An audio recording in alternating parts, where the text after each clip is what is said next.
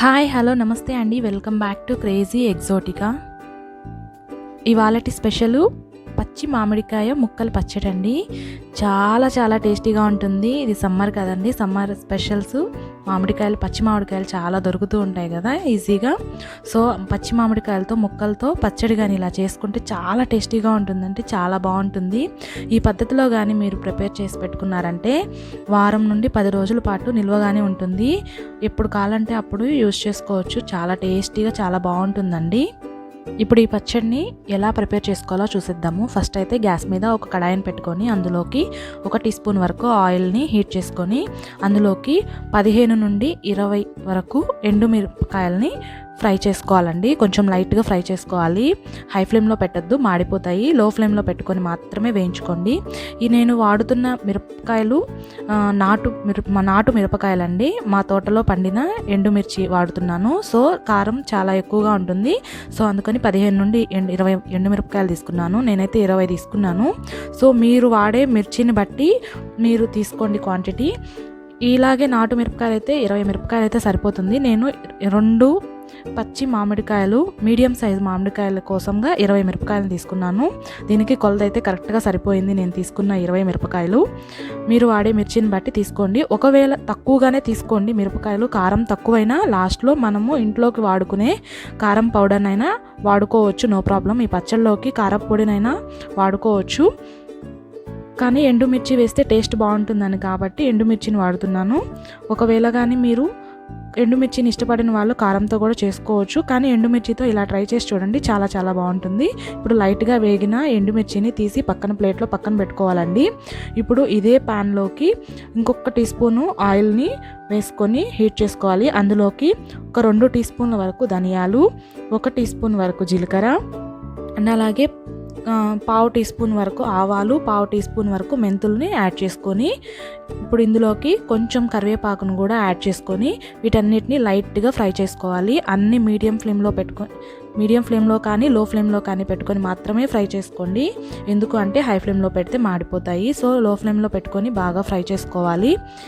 ఇలా ఫ్రై చేసుకుంటూ కరివేపాకు అనేది చాలా మంచిదండి. మంచి ప్రోటీన్స్, విటమిన్స్ ఉంటాయి కాబట్టి కరివేపాకుని ఇలా వేస్ట్ చేసుకోవడం వల్ల మంచిగా హెయిర్ గ్రోత్కి అన్నిటికీ కూడా బాగా పనికొస్తుంది. సో కరివేపాకు ఉంటే యాడ్ చేసుకోండి, ఆప్షనల్ అండి. కరివేపాకు అనేది ఉంటే యాడ్ చేసుకోండి, లేకపోతే లీవ్ చేసేయచ్చు, నో ప్రాబ్లము. ఇవన్నీ లైట్గా ఫ్రై చేసుకొని పక్కన పెట్టుకోవాలి. ఇవన్నీ బాగా చల్లారాలండి. మన రూమ్ టెంపరేచర్కి చల్లారిపోవాలి. ఈ వేడంతా చల్లారిన తర్వాత మిక్సీ పట్టుకోవాలి.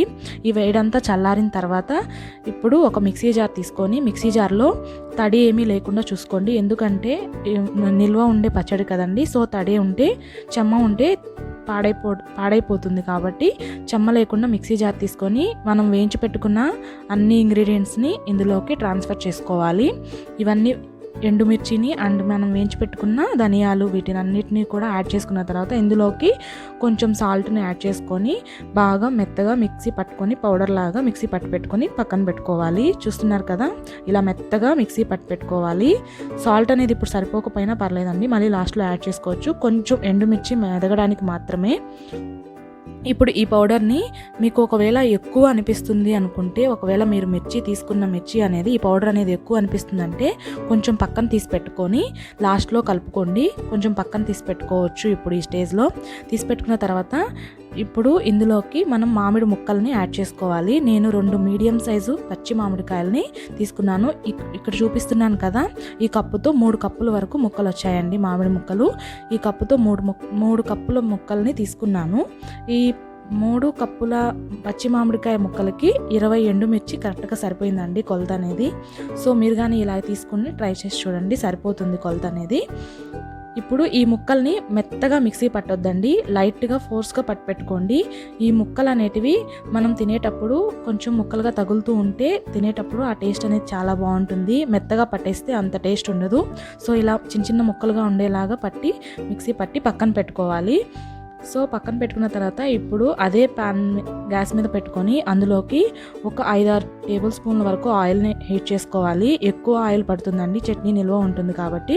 ఇప్పుడు ఆయిల్ హీట్ అయిన తర్వాత అందులోకి ఒక 1/2 టీ స్పూన్ ఆవాలు, 1/2 టీ స్పూన్ జీలకర్ర అండ్ అలాగే 2 వెల్లుల్లిపాయల్ని దంచి వేసుకోండి. అలాగే కొంచెం కొత్తిమీర వేసుకొని అవి వేగిన తర్వాత మనం మిక్సీ పట్టి పెట్టుకున్న చట్నీ మొత్తాన్ని ఇందులోకి ట్రాన్స్ఫర్ చేసుకోవాలి. ఈ చట్నీ మొత్తాన్ని ట్రాన్స్ఫర్ చేసుకొని బాగా వేయించుకోవాలండి. ఈ చట్నీ అంతటిని బాగా ఆయిల్లో మిక్స్ అయ్యేలాగా బాగా ఫ్రై చేసుకోవాలి. ఎందుకు అంటే మనం యూజ్ చేసుకున్నది పచ్చి మామిడికాయలను యూజ్ చేస్తున్నాం కాబట్టి నిల్వ ఉండాలి అంటే ఈ పచ్చి వాసన పోవాలి. మామిడికాయల పచ్చి వాసన అంతా పోయి బాగా ఫ్రై అయ్యి ఆయిల్ అనేది పైకి తేలేంత వరకు బాగా ఫ్రై చేసుకోవాలి. కొంచెం టైం పడుతుంది కాబట్టి ఓపికగా వేయించుకోవాలి. లో ఫ్లేమ్లో కానీ మీడియం ఫ్లేమ్లో కానీ పెట్టుకొని మాత్రమే వేయించుకోండి. ఇప్పుడు ఈ స్టేజ్లో ఇందులోకి కొంచెం పసుపు, ఒక 1/2 టీ స్పూన్ వరకు పసుపు, అలాగే కొంచెము ఇంగువని యాడ్ చేసుకోండి. ఏ పచ్చడైనా ఇంగువ యాడ్ చేయడం వల్ల టేస్ట్ అనేది చాలా బాగుంటుంది. అండ్ అలాగే మీకు కానీ కారం కానీ లేకపోయినా ముందు మనం తీసి పెట్టుకున్న ఎండుమిర్చి పౌడర్ అనేది తీసిపెట్టున్న ఈ స్టేజ్లో కారం ఒకసారి టేస్ట్ చూసి సరిపోకుంటే తీసి పెట్టుకున్న ఎండుమిర్చి పౌడర్ని కానీ ఇంట్లో వాడే కారంని కానీ యాడ్ చేసుకోవచ్చు. No problem. చట్నీ టేస్ట్ అనేది ఏం కాదు, బాగుంటుంది. అండ్ అలాగే ఇందులోకి సాల్ట్ అనేది యాడ్ చేసుకోవాలి. ముందు వేసున్నాం కదా, ఆ సాల్ట్ని ఒకసారి టేస్ట్ చూసుకొని సరిపోయిందో లేదో చూసుకొని ఇంకొంచెం సాల్ట్ని యాడ్ చేసుకొని బాగా మిక్స్ చేసుకొని అన్నీ ఈక్వల్గా సరిపోయాయో లేదో ఉప్పు కారం అన్నీ ఒకసారి టేస్ట్ చూసుకొని అన్నీ మిక్స్ చేసుకుంటూ బాగా వేయించుకోవాలి.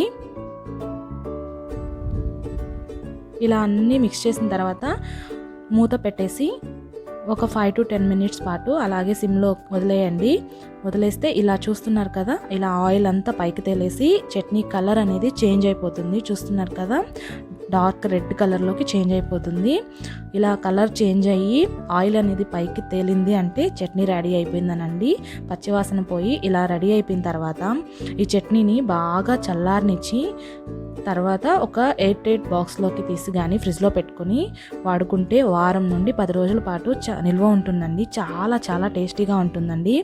డైలీ రోజు ఒక ముద్దలోకి ఖచ్చితంగా తినొచ్చు, అంత టేస్టీగా ఉంటుంది. చాలా బాగుంటుందండి. ఒకసారి ఈ పద్ధతిలో మీరు ట్రై చేసి చూడండి.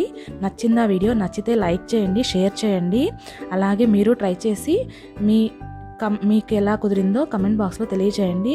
ఇలాంటి మరిన్ని వీడియోస్ కోసము క్రేజీ ఎగ్జోటికా ఛానల్ని సబ్స్క్రైబ్ చేసుకోవడం మాత్రం మర్చిపోవద్దు. ఈ వీడియో చూసినందుకు ధన్యవాదాలు.